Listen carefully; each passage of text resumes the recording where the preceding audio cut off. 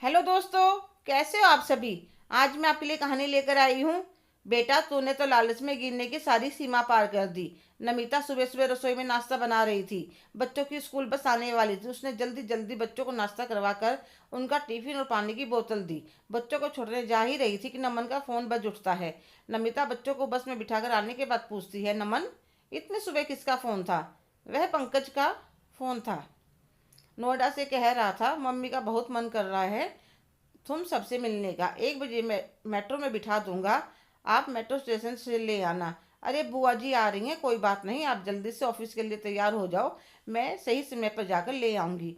अरे मुझे इस बात की कोई चिंता नहीं है। मुझे पंकज के बोलने का तरीका कुछ अजीब सा लगा। अरे हो सकता है सोकर उठे हो इसलिए ऐसा लग रहा हो। नमन ऑफिस के लिए तैयार होने चला जाता है। नमिता उसका लंच, दोनों का नाश्ता तैयार करने लगती है। दोनों एक साथ नाश्ता करते हैं। उसके बाद नमन ऑफिस चला जाता है। वह रसोई समेटने लगती है। इतने मेड आ जाती है तो मैं उससे कहती हूँ, सफाई करने से पहले गेस्ट रूम साफ कर देना। मैं नई चादर, पिल्लो कवर निकाल देती हूँ। खाने में उनकी पसंद की उड़द की हींग की तड़के वाली दाल, सूखी आलू की सब्जी, सूजी का हलवा, रायता और रोटियों के लिए आटा गूंथ कर, आम और खरबूजा सलाद के लिए काट कर फ्रिज में रख देती हूँ। जब से मेरी शादी हुई है बुआ जी 2-3 बार आई हैं। आई तो सही, पर कुछ घंटे के लिए। सासू माँ ने बताया था कि नमन की बुआ की शादी को 5 साल ही हुए थे कि फूफा जी चल बसे। एक छोटा सा 2 कमरों का मकान था और बुआ जी के पेट में छोटा बेटा था। जब पंकज 3 साल का था तो सासू माँ कहने लगी, उस समय तुम्हारे ससुर जी अपनी बहन को यहीं ले आए थे। रवि के जन्म के 2 महीने बाद अपने ससुराल वापस चली गई थी। कहने लगी, मैंने पति खोया है तो मेरी सासू माँ ने भी अपना बेटा। अब वे अपने पोतों को देखकर जी लेंगे। फिर तो बुआ जी ने कमर कस ली। जो कमरा गली की तरफ था उसमें एक छोटी सी परचून की दुकान खोल ली। थोड़ा बहुत काम सिलाई का मिलने लगा। धीरे धीरे समय का पहिया चलने लगा। सासू माँ का बहुत सहारा था। इतने बुआ जी घर का काम करती वह दुकान पर बैठ जाती हैं। बच्चों को भी संभाल लेती थी। पढ़ाई में दोनों बच्चे होशियार निकले। स्कूल पार करने के बाद कॉलेज में पढ़ने के साथ साथ ट्यूशन पढ़ाने लगे। रवि पढ़ाई में बहुत होशियार था, पर इस बीच अपनी सासू माँ का साथ छूट जाने पर बुआ जी एक बार तो बिल्कुल अकेली पड़ गई। पर बच्चे अब बड़े हो चुके थे तो सब संभल गया। पंकज ने कॉलेज पार किया तो कॉलेज की तरफ से उसकी एक मल्टीनेशनल कंपनी में जॉब लग गई। बुआ जी बहुत खुश थी। चलो, पूरी जवानी कष्ट में कटी, कम से कम बुढ़ापा तो सुधर जाएगा। इधर रवि डॉक्टर बनना चाहता था तो वह कनाडा चला गया। कुछ स्कॉलरशिप मिल गई, कुछ एजुकेशन लोन ले लिया। अब बुआ जी बेटों के ब्याह के सपने देखने लगी। एक दिन पंकज ने कहा, माँ, मैं मेरे साथ काम करने वाली एक लड़की को पसंद करता हूँ। तो बुआ ने बेटे की खुशी के लिए हाँ कह दी। घर में बहू आई। कुछ दिन हनीमून पीरियड, फिर ऑफिस का रूटीन। बुआ जी एक टिफिन की जगह 2 टिफिन लगाने लगी। शाम को ऑफिस से दोनों आते तो बाहर घूमने फिरने, खाने पीने चले जाते। बहू तो क्या, बेटे को भी माँ के पास बैठने या बात करने की फुर्सत नहीं थी। साल भर में पंकज की पत्नी सीमा ने जुड़वा बच्चों को जन्म दिया तो बुआ जी की कंधों पर काम का बोझ और बढ़ गया। जब बच्चों का पहला जन्म मनाया, हम दोनों भी गए थे। मम्मी जी पापा जी के साथ घर पर आने के बाद पापा जी कह रहे थे, पंकज को सोचना चाहिए। गीता उसकी माँ है, कोई मशीन नहीं जो कभी थकेगी नहीं। बहू अब फिर नौकरी पर जाने की कह रही है। उन बातों के साल भर बाद ही सासू माँ ससुर जी दोनों ही चल बसे। जब आई थी बुआ जी उसके बाद कभी कभी फ़ोन पर बात हो जाती थी। अब तो पंकज के बच्चे भी बड़े बड़े हो गए होंगे, इसलिए बुआ जी को फुर्सत मिल गई मायके आने की। मैं बिस्तर पर लेटे लेटे जैसे बुआ जी की पूरी जीवनी यात्रा पढ़ ली थी। मैंने एकदम से घड़ी की तरफ देखा तो बुआ जी के आने का टाइम हो गया था। मैंने जल्दी से घर लॉक किया, स्कूटी लेकर मेट्रो पर पहुंच गई तो एकदम से आवाज़ आई, नमिता। तो मैंने मुड़कर देखा, सामने बुआ जी खड़ी थी। मैं उन्हें देखती ही रह गई। शरीर हार्ड मांस का पिंजर हो रहा था, रंग बिल्कुल काला पड़ गया था। मैंने आगे बढ़कर चरण स्पर्श करे और पूछने लगी, क्या बात बुआ जी, बीमार थे क्या आप। अरे नहीं बहू, बुढ़ापा ऐसा ही होता है।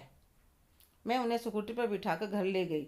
बुआ जी को पानी दे, इतनी देर में बच्चे भी स्कूल से आ गए तो मैंने कहा, बच्चों देखो कौन आया है, तुम्हारी दादी बुआ। मेरे दोनों बच्चे उनके गले लग जाते। हम इन्हें दादी बुआ नहीं बड़ी बुआ कहेंगे। तो मैंने कहा, जाओ जल्दी से कपड़े बदल कर आओ, इतने मैं खाना डालती हूँ। फिर दोनों का एक साथ खाना लगा देती हूँ। बुआ जी कमरे के एक कोने में बैठने लगती है तो मैंने कहा, बुआ जी आप ज़मीन पर क्यों बैठ गई।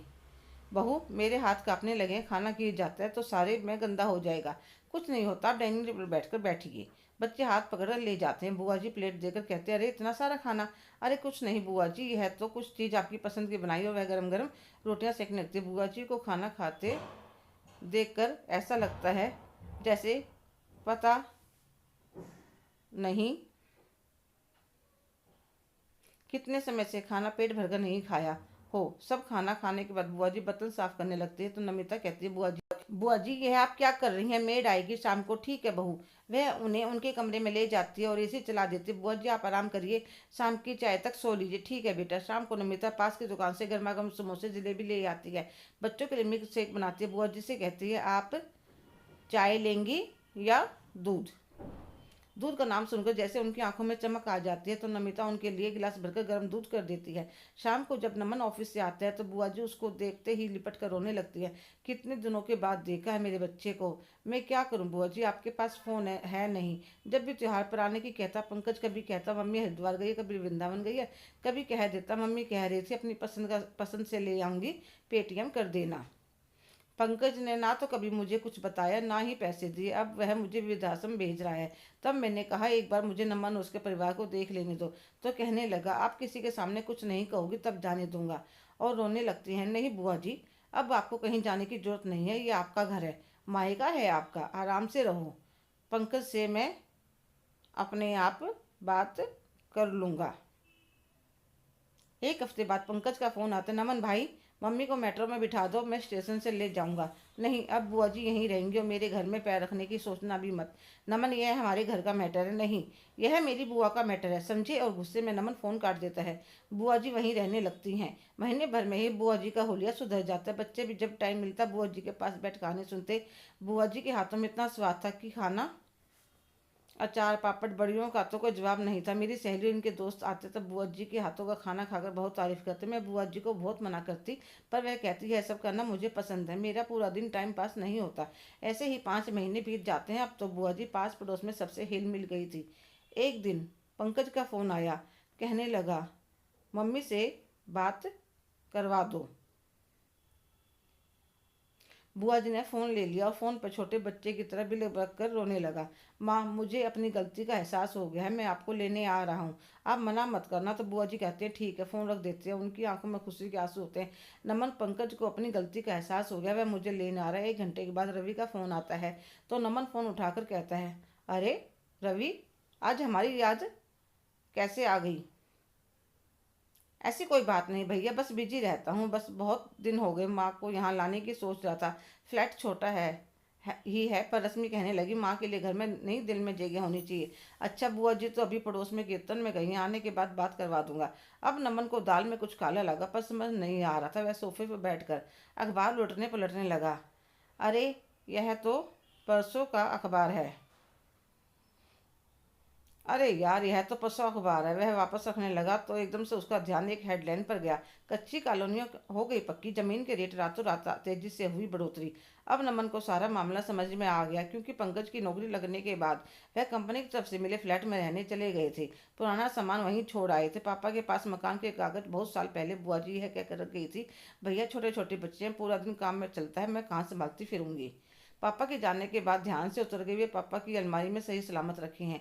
पापा ने कहा था, बेटा यह तुम्हारी बुआ की अमानत है। बुआ घर आई तो नमन ने सारी बात बुआ को बता दी तो वह कहने लगी, कोई बात नहीं बेटा, अब मैं संभाल लूंगी, उसे आने दी। अगले दिन पंकज आ जाता है तो बुआ अपने कपड़े थैली में डालकर तैयार हो जाते हैं। चलने का समय होता है तो पंकज नमन से कहता है, वह मामा जी के पास हमारे मकान के कागज रखे थे, वह दे दो।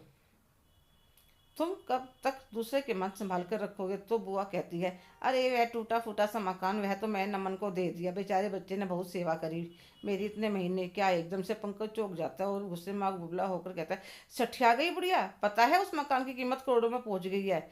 मैंने तो सोचा था उसे बेचकर सोसाइटी में अपना एक घर ले लूंगा।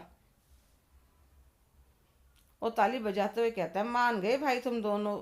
पति पत्नी ने मेरी माँ को अपने काबू में कर लिया। अरे 2-4 महीने रखा है तो 10-20 हज़ार ले लो, पर तुम तो पूरा मकान हड़प गए।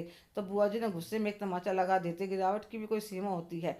उस दिन की तुम्हें माँ याद नहीं है? और जब तेरी पत्नी 2 रोटी गिन कर देती थी वह भी बासी। जब कहाँ गया था, पूरा दिन नौकरानी की तरह काम करती थी और इसे लालची कहते हो, तुम निकल जाओ यहाँ से। वह पंकज को धक्के मार कर निकाल देते हैं और फिर फूट फूट कर रोने लगती है। नमन और नमिता उनके गले लगकर कहते हैं, बुआ आप क्यों रो रही हो? यह भी आपका घर है, आप उन्हें मकान के कागज दे दीजिए, विश्वास करिए आपको पूरी उम्र किसी तरह की परेशानी नहीं होने दूंगा। मुझे पता है मेरे बच्चे, पर वह मकान तो मैं उनको नहीं दूंगी, जैसा आपको ठीक लगे बुआ। नमन, वह तुम अपने पास संभाल कर रखना। जब उन दोनों के बच्चे भी उनको घर से बाहर निकाल देंगे, तब मेरी तरफ से दान समझ कर देना, पर कुछ दिन भटकने देना, भूखे रहने देना। बुआ आपके बच्चे हैं, वह मेरे बच्चे हैं, तभी तो कह रही हूँ। जो मैंने भोगा है वह भी भोगेंगे, तब पता चलेगा बुढ़ापा क्या होता है। अच्छा ठीक है, जैसा आप कहेंगी वैसा ही होगा, बस आप रोना बंद कर दीजिए। बेटा, माँ की दुआ खाली जाती है ना बद्दुआ।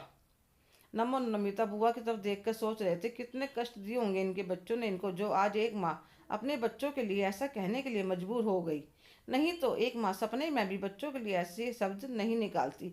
सच कहा है किसी ने, अपने माता पिता का दिल कभी नहीं दुखाना चाहिए।